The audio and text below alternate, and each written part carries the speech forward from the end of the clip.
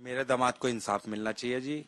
और ये लड़की मतलब समाज में रहने लायक नहीं है और इसने अब जीने का हक भी खो दिया है, इसे फांसी हो। दोस्तों, मेरठ जो सीमेंट मर्डर केस है वाकई में दिल दहलाने वाला है। कोई विश्वास करे तो करे किस पे, क्योंकि जो अपनी पत्नी थी जिसके साथ ये लव मैरिज किया हुआ था बंदा, और वो औरत अपने दूसर के बॉयफ्रेंड के साथ मिलकर और उसको मर्डर कर देती है। मम्मी उसके घर वालों ने उसे मार दिया मेरे सामने। मैंने कहा अच्छा था, उनके घर वाले आए थे मारने के लिए। उसने ये हमें कहानी सुनाई, मैंने बिलीव नहीं करा। इन्होंने थोड़ा ऐसा दिखाया फेवर कि हाँ हम तेरी बात पे बिलीव कर रहे हैं। जी मैं भी था। मैंने उसे बिलीव में लिया पर मेरे को विश्वास नहीं हो रहा था, इसलिए मैं दिखाना चाहता था मैं तेरी तरफ हूँ। मैंने उसे विश्वास में लिया पर वो झूठ बोलती रही, मेरे को विश्वास नहीं हो रहा था मेरे को भी। फिर मैंने कहा बेटा तुम फंस गए हो, अब मेरे संग चलो थाने चलने। ये भी थी मैं भी था। मैंने बीच में स्कूटर रोका, मेरे दिमाग में आई कि मैं कुछ और कहूँ से। मैंने उसे कहा कि बेटा आज तुमने कुछ गलत भी करा ना, तो मैंने हमेशा से तेरा साथ दिया और अब भी दूंगा तेरा साथ। तू मुझे हकीकत बता दे क्या हुआ है, क्योंकि तू जो बता रही है विश्वास नहीं है। वो परिवार अपने बेटे को मारेगा? तो इसने कहा कि मेरे को मैंने मारा है और मेरे दोस्त ने मारा है। इसमें सबसे खतरनाक और बुरी बात ये लगी कि ये बंदा इस लड़की के लिए अपना पूरा परिवार त्याग करके और इस लड़की को खुश करने के लिए इसके साथ रहता था एक भाड़े वाले रूम पे। और वहाँ रहने के बाद से ये लड़का नेवी की नौकरी छोड़ने के बाद से लंदन में एक मॉल में एक मैनेजर के पद पे जाके और ये वर्क करता है और इसको बोलता है कि यहाँ अपने माँ के पास रहो। तो ये लड़की बोलती है नहीं, मैं भाड़े वाले रूम पे अकेले रहूँगी, मैं माँ पापा के साथ नहीं रहूँगी। और इस लड़के का एक बेटी भी रहती है जो अधिकतर अपने नाना नानी के पास रहती है। उसके बाद से ये लोग क्या करते हैं कि ये लड़का चला जाता है लंदन और वहाँ ड्यूटी करता है और वहाँ से कॉल हमेशा करते रहता है ताकि ये लड़की सेफ़ रहे, इसकी बीवी सेफ़ रहे। उसके बाद से इस लड़की का एक 8वीं क्लास में पढ़ता था लड़का, उसके साथ सोशल मीडिया पर फिर मुलाकात होती है और दोनों मिल के नशे करने लगते हैं और बहुत तगड़ा नशे करते हैं। उसके बाद से इन लोगों के दिमाग में ये आता है कि भाई अब हमेशा हम लोग नशा करते ही रहेंगे। लेकिन इस लड़के को शक होता है कि ये लड़की कुछ ना कुछ तो गड़बड़ कर रही है। उसके बाद से क्या होता है कि ये लड़की उस लड़के को साथ में बुलाती है और उसके बाद से ये लोग बहुत सारे नशे करते हैं। हस्बैंड रहता था लंदन में और इसको सारी चीज़ें पता था कि मेरी वाइफ अपने पुराने जो क्लास 8 में पढ़ता था उसके साथ ये बात करती है।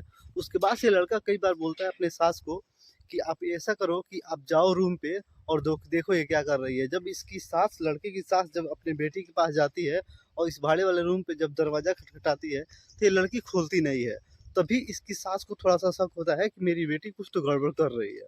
उसके बाद से वो दरवाज़ा नहीं खोलती है, वो लड़की फिर चली जाती है, फिर नॉर्मल हो जाता है। उसके बाद से क्या होता है कि जब ये इसका पति आता है इसी मार्च में आता है और आने के बाद से सबको ये पता लगता है कि भाई चलो साथ में आ गए हैं, 2 साल बाद लड़का आया है लंदन से कमा के। उसके बाद से सभी चीज़ें सही हो जाएगी। थोड़ा बहुत बोली-चाली होती रहती है हस्बैंड वाइफ में। उसके बाद से क्या होता है कि जब ये घर पे आता है तो इस लड़की का जो नशा लग गया था सिगरेट पीने का, दारू पीने का, बहुत सारी चीज़ों का नशा जब लग गया था, ड्रग्स वगैरह का, तो ये सोचती है कि अब इसको क्या किया जाए। तो उस अपने क्लास 8 वाले लड़के को बोलती है, जब ये क्लास 8 में पढ़ती थी उसके साथ दोस्ती हो गई रहती है, तो उसे बोलती है कि भाई हम लोग अब नशा कर नहीं पाएंगे और ऐसे मिल नहीं पाएंगे। तो बोलता है कि ठीक है, इसको नशे की गोली दो, उसके बाद से इसको ख़त्म कर देते हैं।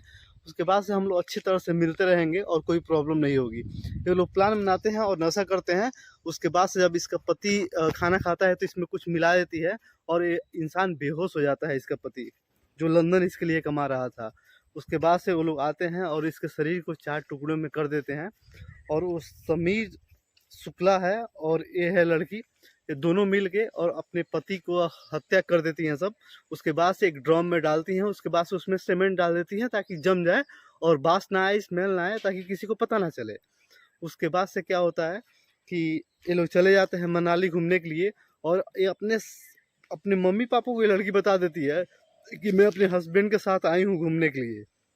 उसके मम्मी पापा कई बार सोचते हैं कि कभी भी ये मेरा दामाद कहीं जाता था तो मुझसे बात करता था, लेकिन अभी तो ये मुझसे बात ही नहीं कर रहा है। तो फिर ये लोग बहुत ज़्यादा कंफ्यूज हो जाते हैं। उसके बाद से जब ये घर पे आती है तो ऐसे बहाने मारती है कि पापा मेरे हस्बैंड के घर वाले ने ही मेरे हस्बैंड को मार दिए। लेकिन इसके पापा को थोड़ा शक होता है कि लगता है झूठ बोल रही है, कोई कितना भी बुरा होगा किसी के मम्मी पापा तो नहीं मारेंगे अपने लड़के को। उसके बाद से अपने लड़की को बुला के पूछते हैं कि बताओ सच में क्या हुआ है।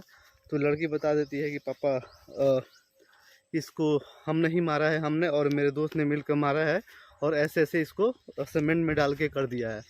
फिर इसके बाद से इस लड़की का जो ससुर होते हैं, यानी इस लड़की का जो बाप है, वो पुलिस स्टेशन ले जाते हैं और बोलते हैं कि मेरी लड़की को फांसी होनी चाहिए, और अपने दामाद के लिए इंसाफ मांगते हैं और बोलते हैं कि पहले ये मेरी बेटी थी, अब मेरी बेटी नहीं है, अब एक कातिल है और इसकी बहुत तगड़ा सज़ा होनी चाहिए और इसको सज़ाए मौत होनी चाहिए। उसके बाद से खबरें बहुत ज़्यादा फैली हुई हैं, बहुत आगे तक बढ़ी हुई हैं, और सभी लोग यही कह रहे हैं कि इस लड़के का जो ससुर हैं और सास हैं वो बिल्कुल परफेक्ट हैं, बिल्कुल सही हैं, अपने लड़की का गलत कामों में साथ नहीं दे रहे हैं, और सब लोग ये कह रहे हैं इनकी फांसी होनी चाहिए। तो दोस्तों, आप लोगों को क्या कहना है कि लड़कियों का इस हरकत पे क्या कहना है? जो ऐसे ऐसे गंदे काम कर ले रही हैं उसके बारे में क्या कहना है? जो ऐसे ऐसे हरकत कर रही हैं और जो पति पूरा ज़िंदगी कमाता है उसके साथ इतना गंदा नफ़रत कर रही हैं, उनके बारे में आप लोग क्या सोचते हैं? कमेंट करके बताइए, और इस वीडियो को शेयर कीजिए ताकि और घरों में ऐसा कम से कम ना हो। सबको ये पता हो कि अगर वो लोग कुछ भी करेंगे तो उन लोग को सज़ा मिलना ही मिलना है। तो चलते हैं दोस्तों, नमस्कार।